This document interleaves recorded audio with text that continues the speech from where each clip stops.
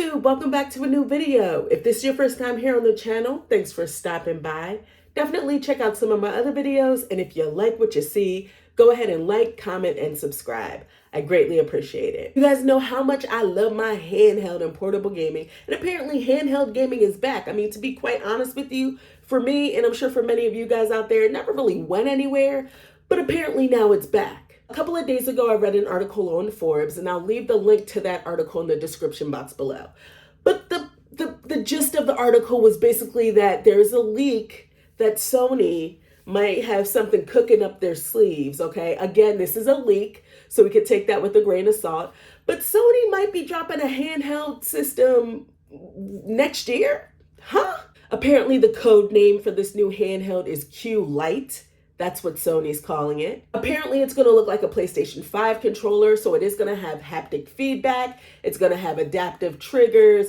But in the middle of this controller, there's going to be an 8-inch LCD touchscreen. The last piece of information to come out about this potentially new PlayStation handheld is the fact that it's only going to be used for playing PlayStation 5 games remotely. This could potentially be a handheld that is just used for remote play. So that means that you're going to need a PlayStation 5, games, and constant internet access. So I kind of just want to go over my thoughts and like some of the emotions that I had when I read through this article, okay? So when I initially saw the headline, I was like, that's dope. We're getting a new PlayStation handheld. Yes, give me another PlayStation Vita, the Vita 2, right? Gotta love it.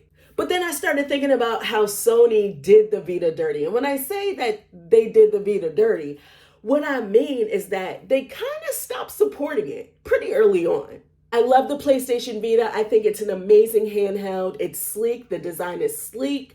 Looks great. The graphics are great. Nice screen. Yeah, it's a little gimmicky with the back touch and the touch screen. Whatever. Can kind of get over that.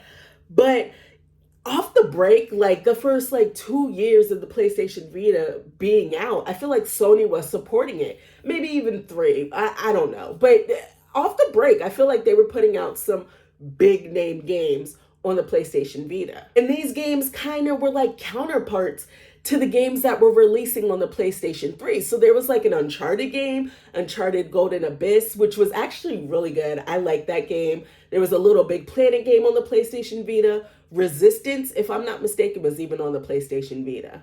Stuff trickled out here and there, but I feel like when you compare it to any other Nintendo handheld, Sony did not support. There weren't a lot of first-party games out for that handheld. Honestly, there weren't. That's not taking away anything from the Vita. I still feel like there were great games on this thing. Nice indies. I played a lot of great indies for the first time on the PlayStation Vita.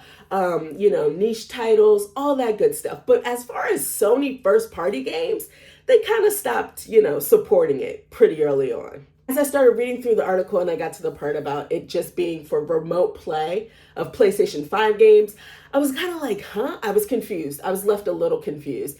And part of my confusion was that I could have sworn there was already something out there on the market to do that.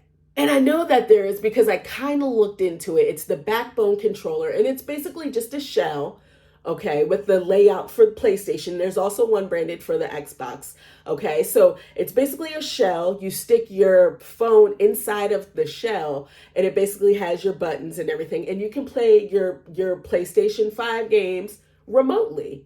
So this Q Lite, okay, could potentially be like the Backbone controller, except of course it has the 8-inch LCD screen, whatever.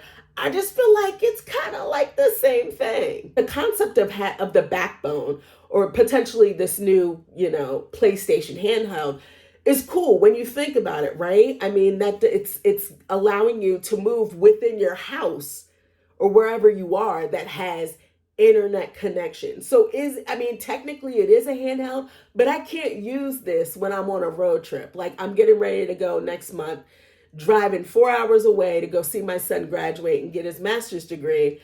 I'm not going to be able to take this thing with me and play it while my husband's driving, 4 hours away, because I'm not going to be connected to the internet. This Q Lite could potentially not even see the light of day, or it could be something totally different.